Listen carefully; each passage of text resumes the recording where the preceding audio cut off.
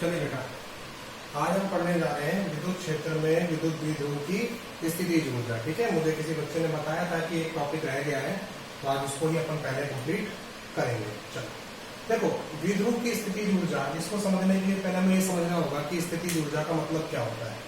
चलिए, जैसे मैं आपसे कहूँ कि आप लोगों ने जब विभव की परिभाषा पढ़ी थी तो आपने ये सीखा था कि जब किसी आवेश को अनंत से लेकर आते हैं तो कुछ कार्य करना पड़ता है, और वही कार्य क्या करता है, उसकी स्थितिज ऊर्जा यानी पोटेंशियल एनर्जी की फॉर्म में स्टोर हो जाता है, जिसको हम क्या कह देते हैं बाद में, इलेक्ट्रिक पोटेंशियल या विद्युत विभव। ठीक कहानी यहाँ पर भी होगी, लेकिन यहाँ पर हमें द्विध्रुव को लाना ले जाना नहीं है। ठीक है, क्यों? क्योंकि उसमें देखा जाए तो कुल आवेश, या मैं कहूँ कि नेट आवेश कितना होता है, 0 होता है, तो लाने ले जाने में तो कोई कार्य बनता नहीं है। यहाँ क्या करेंगे हम, द्विध्रुव को घुमाने में जो कार्य करना पड़ेगा उसको कैलकुलेट करेंगे, उसको फाइंड आउट करेंगे। चलिए देखते हैं कैसे। भाई मान लेते हैं कि अपने पास एक द्विध्रुव है, ये बिंदु ए है, बिंदु बी। ठीक है, यहाँ मान लेते हैं -q आवेश, यहाँ मान लेते हैं +q आवेश। इस तरह से इस दिशा में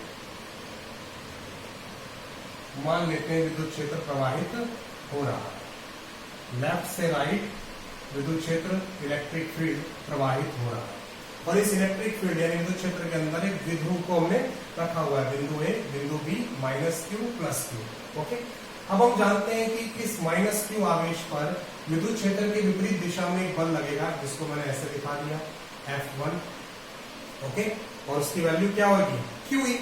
ठीक इसी तरीके से इस +q आवेश पर एक बल लगेगा जो विद्युत क्षेत्र की दिशा में होगा, इसको हमने क्या नाम दे दिया, F2। क्लियर? चलिए मैं मान लेता हूं कि ये जो द्विध्रुव की लंबाई है ये है 2a।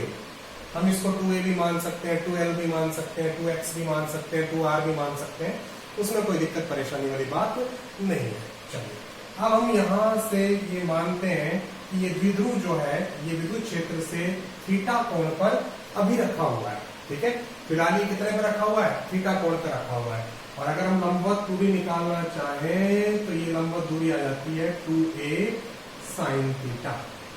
ओके, इसके नोट्स भी प्रिपेयर हैं जो इस टॉपिक को कंप्लीट होने के बाद आपको ग्रुप में मिल जाएंगे। तो ये हमने क्या किया, एक द्विध्रुव को रखा हुआ है, माना है कि द्विध्रुव विद्युत क्षेत्र से थीटा कोण पर रखा हुआ है।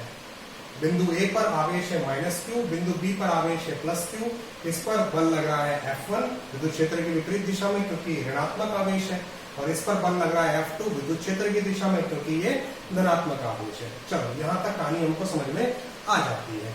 अब बात करते हैं कि द्विध्रुव पर लगने वाला बलागुण। ठीक है, द्विध्रुव पर लगने वाला बलागुण क्या होता है, tau equals to P cross E। Okay, अगर हम सदिश रूप में देखें तो टॉ इक्वल्स टू क्या होता है, P क्रॉस E, और इसी को लिखा जा सकता है tau equals to PE sin theta. Clear? हमने देखा कि द्विध्रुव पर लगने वाला बलागुण क्या होता है, tau equals to P cross E, और इसी को कैसे लिख सकते हैं, PE sin थीटा। चलो, यानी कि हमें समझ में आ रहा है कि इस परिस्थिति में इस समय इस द्विध्रुव पे जो बलागुण लग रहा है वो कितना लग रहा है, PE sin थीटा। अब हम मान लेते हैं कि हम इस द्विध्रुव को, ये मान लेते हैं इस द्विध्रुव को हम d थीटा कोण से विस्थापित करेंगे। ठीक है, हमने माना कि इस परिस्थिति में जब ये द्विध्रुव रखा हुआ है तो इस द्विध्रुव को हम d थीटा बहुत छोटे कोण से विस्थापित करेंगे। तो भाई छोटे कोण से विस्थापित करेंगे तो कार्य भी करना पड़ेगा, और कोण छोटा है तो कार्य भी क्या होगा, छोटा होगा। तो किया गया छोटा कार्य क्या हो जाएगा, dw equals to tau d theta. Clear? फिर से समझ लें, भाई द्विध्रुव हमारा इस परिस्थिति में रखा हुआ है, इस पर लगने वाला बलागुण कितना है, PE sin थीटा। अब हम क्या चाह रहे हैं, इसको छोटा कोण d थीटा से विस्थापित करें, तो किया गया कार्य भी क्या होगा, बहुत छोटा, dw, वो क्या हो जाएगा, टॉ d थीटा, यानी कि dw हो जाएगा PE sin theta d theta. Clear? हमने सिर्फ टॉ की वैल्यू रखी है dw equals to PE sine theta D theta. चलो यहां तक हमें कहानी समझ में आ जाती है। अब हम जानते हैं कि किया गया कार्य ही क्या होता है, स्थितिज ऊर्जा में परिवर्तन। ठीक है, हमने सीखा है भाई किया गया कार्य किसके रूप में संचित हो जाता है, स्थितिज ऊर्जा के रूप में, या हम कह सकते हैं कि स्थितिज ऊर्जा में परिवर्तन के बराबर होता है। इसका मतलब क्या हुआ कि dw ही क्या बन जाएगा, du। ठीक है, dw ही क्या बन जाएगा, du। u का मतलब स्थितिज ऊर्जा। चलो अब हम ये कहते हैं कि ये तो हमने एक बहुत छोटे कोण के लिए लिया, लेकिन हम कोई दो परिस्थितियां ले लेते हैं। एक ले लेते हैं शुरुआती इनिशियल परिस्थिति और एक लेते हैं फाइनल परिस्थिति।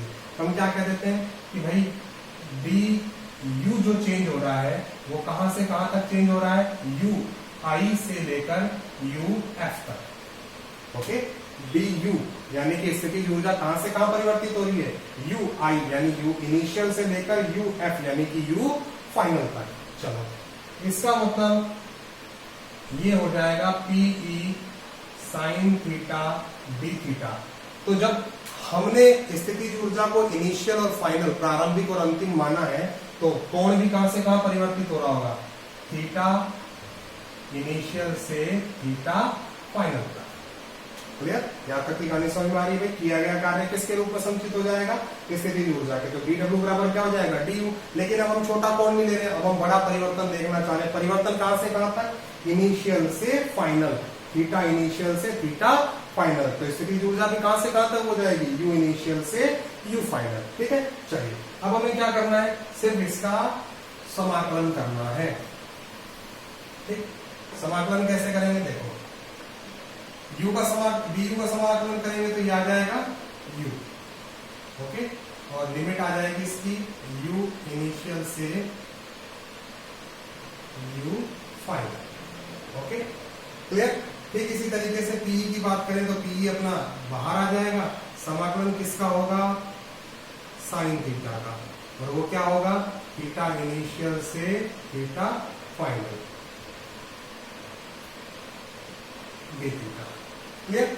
चलिए अब इसका समाकलन करते हैं तो आ जाता है पीई साइन थीटा का समाकलन क्या होगा, माइनस कोस थीटा।